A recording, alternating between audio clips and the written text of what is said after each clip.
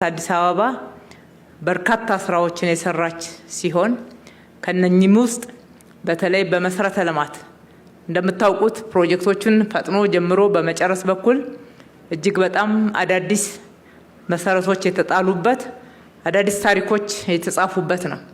ከተማችንን በመለወጥ ለነዋሪዎች ምቹ፣ ለጎብኚዎች ሳቢ፣ ሁሉም ቤቴ ብሎ እንደ ልብ የሚኖርባት ሰላማዊት ከተማ በማድረግ በኩል ረጅም ሽግግሮችን መሻገር ችለናል። ውጤቶችንም ማግኘት ችለናል። በአገልግሎት በኩልም ያደረግናቸው ሪፎርሞች ለውጥ ለማምጣት ያደረግናቸው ጥረቶች እና ሂደቶች ቀላል አልነበሩም። ሆኖም የህዝባችንን ጥማት ለማርካት እንግልቱን ለመቀነስ አገልግሎት ላይ በማማለጃ በጉቦ በተለያየ መንገድ የሚቸገረውን ማህበረሰብ ለመድረስ የምናደርጋቸው ጥረቶች ወጥ የሆነና ስር ነቀል የሆነ ለውጥ አላመጡልንም። በጥረታችን ልክ ውጤት አላገኘንበትም። የመሶብ ዲጂታል አገልግሎት ግን ስር ነቀል ለውጥ ነው ይዞ የመጣው።